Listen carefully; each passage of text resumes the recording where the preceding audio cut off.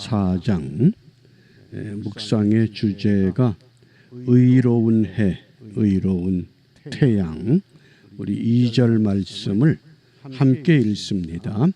내 이름을 경외하는 너희에게는 의로운 해가 떠올라서 치료하는 광선을 발하리니 너희가 나가서 외양간에서 나온 송아지 같이 뛰리라.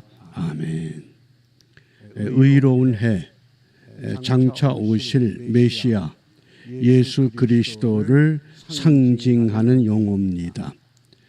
말라기서와 신약을 연결할 수 있는 고리가 이 의로운 해가 떠오를 것이다. 그래서 마태복음으로 연결이 됩니다. 우리는 하나님 앞에 자랑할 것이 아무것도 없는 정말 사도 바울의 고백처럼 만물의 찌꺼기와 같은 존재입니다. 그런데 의로운 해가 떠올라서 우리를 치료하는 광선으로 하나님의 사람으로 회복을 시켜주셨기 때문에 마치 외양간에서 나온 송아지처럼 구원받은 기쁨과 감격을 세상에 나가서 드러내 보일 수 있는 은혜를 얻게 된 것에 대한 감사와 찬양이 고백되어야 하겠습니다. 그 18세기 러시아의 작가 중에 이반 끄르일로프라는 작가가 있습니다. 끄르일로프. 그가 그 우화집을 편찬했는데 그 우화집에 이런 이야기가 소개됩니다. 어느 집에 낡은 푸대자루가 하나 있었습니다. 그런데 그 푸대자루에 한날은 그 집 주인이 금화를 잔뜩 채워서는 금고 속에 집어넣습니다. 자루가 뭐가 됐습니까? 금화자루가 된 겁니다. 그런데 그 푸대자루가 방구석에 뒹굴다가 금고 속에 들어간 다음에 이 부자가 손님들이 오면 금고를 열어 보이고 이 푸대를 보십시오. 여기 금화가 가득합니다. 그러니까 금화가 가장 중요한 가치인데 이 푸대자루는 마치 자기가 최고인 양 의시되면서 뽐냅니다. 그런데 어느 날 도둑이 들어서 금화자루를 훔쳐갔습니다. 그리고 도둑이 금화는 모두 챙겨가고 그 낡은 푸대자루는 쓰레기통에 던져버립니다. 사람들의 입에 회자되는 것은 금화지 푸대자루가 아니라고 하는 그 교훈입니다. 우리가 예수를 믿고 예수를 알기 전에는 그 낡은 푸대자루와 같았습니다.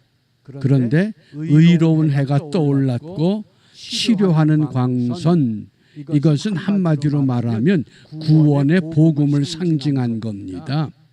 우리가 잘못 생각하면 병을 치료하는 것처럼 생각하기 쉬운데 말라기 4장에서 의도하는 것은 장차 예수 그리스도께서 이 땅에 구세주로 오셔서 모든 낡은 푸대자루와 같은 인생들 구원의 복음으로 거듭나게 해서 외양간에서 나온 송아지처럼 마음껏 뛰어다닐 수 있는 그런 은혜를 약속하시고 예언한 말씀입니다.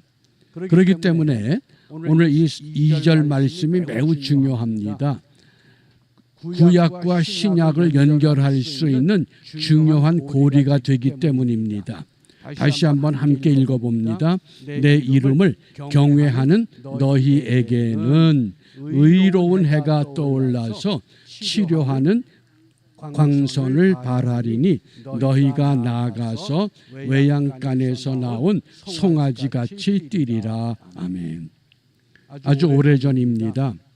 그 수유리에 도선사라고 하는 큰 사찰이 있는데 그 사찰 곁을 지나서 그 산으로 올라가는데 갑자기 그 사찰에서 난 익은 귀에 익은 멜로디가 들려옵니다. 우리가 그때 한창 불렀던 복음성 가운데 예수님 찬양, 예수님 찬양, 예수님 찬양합시다. 그래서 이상하다. 웬 절에서 저런 복음성이 들려올까? 그리고는 일부러 산을 오르지 않고 그 사찰 본당 쪽으로 들어갔습니다. 그랬더니 자세히 들어보니까 여름 성경학교가 아니라 여름 불경학교를 아이들을 모아놓고 불경학교를 시작한 겁니다. 그런데 어떤 찬양을 하느냐? 예수님 찬양이 아니라 거기다가 부처님 찬양, 부처님 찬양. 그리고 아이들에게 그 노래를 가리키면서 교회에서 하는 율동을 그대로 하는 겁니다. 그런데 현수막에 뭐가 써 있는 거 아니? 한글로 예수제 이렇게 써놨습니다. 그래서 도대체 예수제가 뭐냐? 나중에 그걸 한문자로 찾아보니까 미리 예자, 닦을 숫자, 재개할 제자. 그래서 예수제라고 하는 것이 불교에서 수련의 한 방법. 죽어서 극락에 가기 전에 부처님에게 살아있을 때 부처님을 찬양하고 부처님을 예배하는 것, 그것을 예수제라고 합니다. 우리가 오늘 이 땅에 많은 사람들이 정말 영생의 길을 찾고 있습니다. 그런데 영생의 길은 어디에서 근거를 갖느냐? 바로 오늘 이 말라기 4장 2절입니다. 의로운 해가 떠올라야 된다. 그 의로운 해가 장차 오실 메시아 예수 그리스도를 오늘 말씀하고 있습니다. 그래서 그 누가복음 1장 78절에 의로운 해를 이렇게 소개합니다. 이는 우리 하나님의 긍휼로 인함이라. 이로써 돋는 해가 위로부터 우리에게 임하여.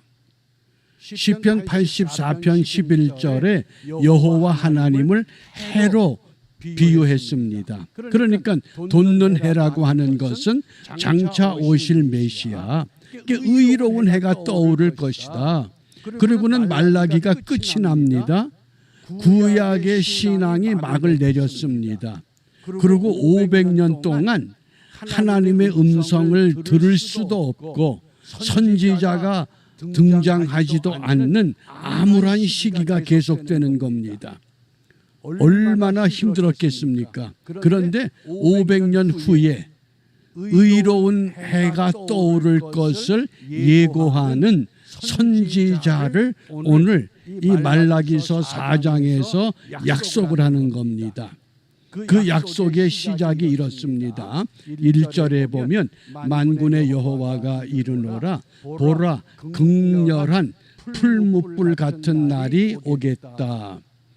물론 성경 전체적으로 종합하면 극렬한 풀무불 같은 날, 우리 주님께서 마지막 재림하시고 심판의 날을 의미하기도 합니다. 그러나 그거는 궁극적인 결론이고, 오늘 이 말라기서에서 극렬한 풀무불 같은 날은 무엇을 의미하느냐? 앞으로 있을 복음의 시대, 메시아, 그 메시아가 올 것을 말씀을 합니다. 왜냐하면 이것이 5절과 연결이 됩니다. 5절에 보면 보라 여호와의 크고 두려운 날이 이르기 전에, 여기 크고 두려운 날, 복음의 시대, 신약의 시대가 이르기 전에 내가 선지 엘리야를 너희에게 보낼 것이다. 그래서 이때 엘리야는 세례 요한을 상징한 겁니다. 이미 선지자 엘리야는 하늘로 올라갔습니다. 그런데 선지 엘리야를 다시 보낸다. 이 엘리야가 누구냐? 장차 예수님 오시기 전에 그 길을 예비할 하나님의 사자 세례 요한. 요 맥을 우리가 바르게 이해하고 마태복음이라고 하는 복음의 시대로 들어갈 준비를 해야 합니다. 그것이 오늘 말라기서에서 우리에게 말씀하는 의로운 해다. 그러니 주님이 오시기 전에 우리는 그 끄르일로프의 우화에서 소개된 쓸모없는 푸대자루와 같습니다. 그런데 거기에 우리 안에 금화를 채웠습니다. 그 금화 때문에 우리가 하나님의 사람이 됐고, 또 그 금화 때문에 우리는 2절 말씀에 보면 내 이름을 경외하는 사람들이다. 그래서 본문에 보면 하나님을 경외하는 사람들과 또 교만한 자와 악을 행하는 자, 이 두 사람을 일컬어서 악인이라고 정의합니다. 그러니까 우리는 예수님을 믿기 때문에 예수님으로 말미암아 어떻게 됐습니까? 의로운 사람, 쓸모없는 푸대자루가 금화가 담겨진 아주 귀한 하나님의 사람으로 회복된 줄 압니다. 그래서 누가복음 1장 17절에 이 엘리야를 어떻게 말씀했느냐? 저가 또 엘리야의 심령과 능력으로 주 앞에 앞서가서 그랬습니다. 제사장 사가랴가 아이가 없을 때에 제사장 반열의 의무를 다하기 위해서 성전에 들어갔을 때 하나님께서 장차 아들을 낳게 될 것이다. 그 이름을 요한이라고 지어라. 그런데 이제까지 그 집안에서 이런 이름을 지은 예가 없습니다. 요한은 뭡니까? 하나님의 사랑하는 자입니다. 하나님이 사랑하는 사람. 또 엘리야는 뭡니까? 하나님은 나의 하나님. 그러니까 엘리야와 세례 요한의 그 행했던 활동의 모습이 너무 비슷하기 때문에 오늘 구약 말라기 선지자는 장차 엘리야 선지자가 올 것이다. 그 선지자가 신약에서 세례 요한으로 등장했고, 그 세례 요한은 뭡니까? 나는 내 뒤에 오실 메시아의 길을 예비하기 위한. 그래서 마태복음 3장 3절 말씀에 저는 선지자 이사야로 말씀하신 자라. 이사야의 예언을 성취하는 세례 요한. 그래서 일러스되 광야에 외치는 자의 소리가 있어 가로되 너희는 주의 길을 예비하라, 그의 첩경을 평탄케 하라, 이렇게 예언하셨습니다. 그러니까 이 시대에 엘리야가 누굽니까?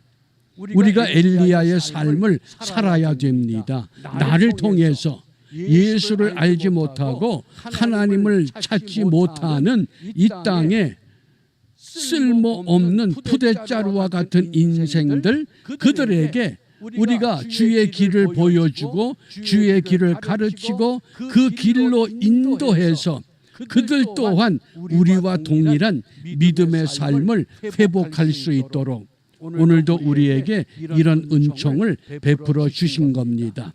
비록 무더위가 우리의 삶을 힘들게 하지만 하나님이 약속하신 은혜는 변함이 없습니다. 그러므로 우리가 무엇을 기도하느냐? 오늘 말라기 4장 6절 마지막 절에 보면 돌이키지 아니하면 뭡니까? 회개하지 아니하면, 하나님께로 돌아오지 아니하면 두렵건대 내가 와서 저주로 그 땅을 칠까 하노라. 하나님이 그 땅을 저주로 책망하시면 그 땅이 어떻게 됩니까? 남한과 북한을 비교해 보면 우리가 쉽게 이해할 수 있습니다. 같은 땅덩어리에 반은 그나마 하나님을 두려워하는 백성들이 아직도 남아 있고, 그 북쪽에는 하나님의 이름조차 부르지 못하게 하는 잘못한 세력들이 백성들을 탄압하게 되므로 저주받은 땅이 되고 말았습니다. 그러므로 오늘 우리가 무엇을 기도해야 됩니까? 우리 한 사람 한 사람 복음으로 무장하여 세상을 변화시키는 하나님의 사람으로, 하나님의 선한 도구로 쓰임받기 위해서 다시 한번 결단하기를 바랍니다. 성경대로 믿고 성경대로 순종하자. 성경대로 살아보자. 그래서 이러한 믿음을 통해서 오늘도 의로운 해가 떠오릅니다.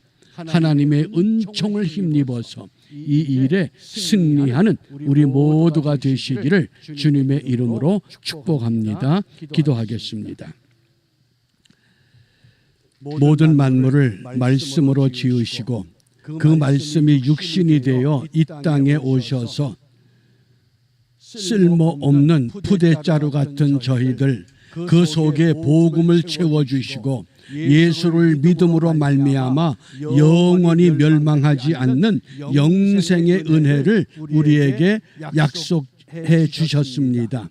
먼저 우리가 이 믿음을 가졌은즉 믿음이 없는 이 세상에 나가서 먼저 믿는 자의 분명한 도리를 바르게 행할 수 있도록 아버지 성령께서 오늘도 우리 한 사람 한 사람 붙들어 주시고 새롭게 하시고 다듬어 주셔서 이 세상을 복음으로 변화시키는 하나님의 선한 도구들로 아름답게 쓰임받는 은총의 한날이 되도록 축복하여 주시옵소서. 예수님 이름으로 기도합니다. 아멘.